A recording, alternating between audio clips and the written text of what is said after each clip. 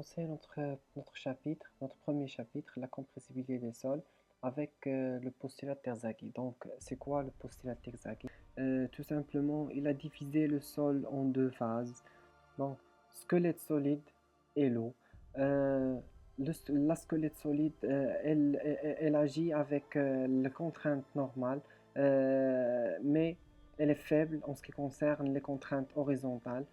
En ce qui concerne l'eau, il n'agit pas aux contraintes normales, mais il n'a aucune résistance aux contraintes horizontales.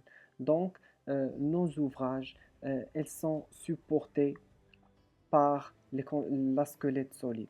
Cette squelette solide, elle est représentée par une contrainte qui est appelée la contrainte effective et l'eau, il est représenté par une pression qui est appelée la pression interstitielle, notée U.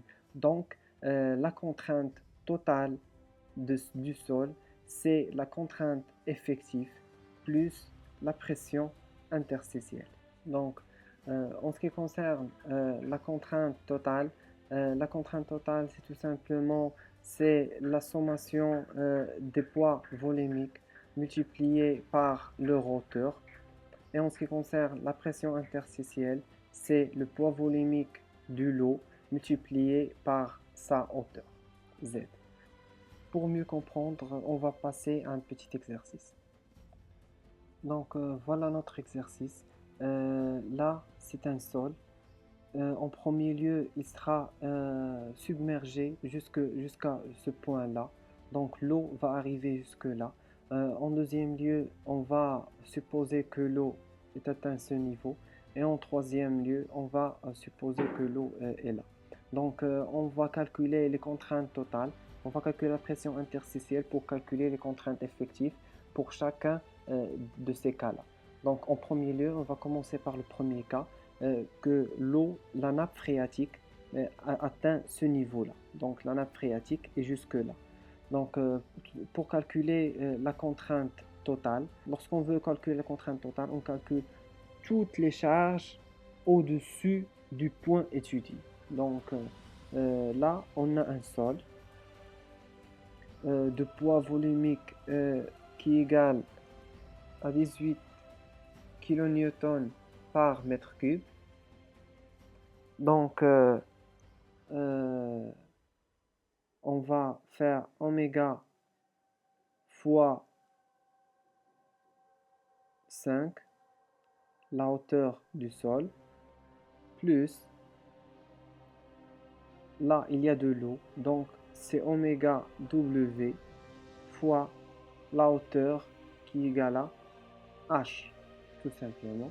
Ce oméga-là, il est oméga sat, puisque là, l'eau, il est saturée, bien évidemment, parce que la nappe phréatique atteint ce niveau-là. Donc, voici la contrainte totale. En ce qui concerne la pression interstitielle, c'est le poids volumique de l'eau multiplié par la hauteur de l'eau. Donc, de là jusque là, ça fait 5.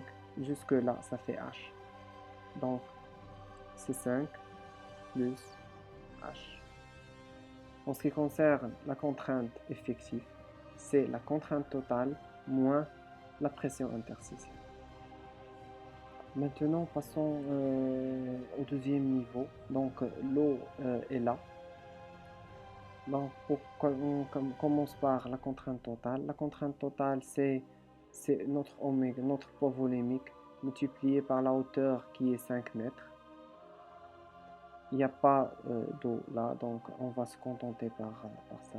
En ce qui concerne la pression interstitielle, c'est le poids volumique de l'eau multiplié par la hauteur de l'eau, qui est 5. Donc la contrainte effective, c'est oméga gamma fois 5 plus gamma W fois 5. Donc en ce qui concerne le troisième niveau, que l'eau atteint ce niveau-là. Donc en ce qui concerne la contrainte, il ne va pas changer par rapport au deuxième. C'est toujours notre poids volumique fois 5 qui est la hauteur du sol.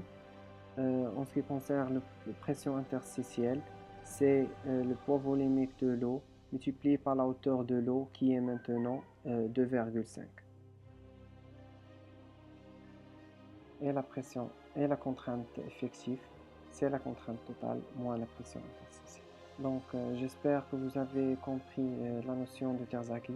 Et maintenant passons à la courbe odéométrique.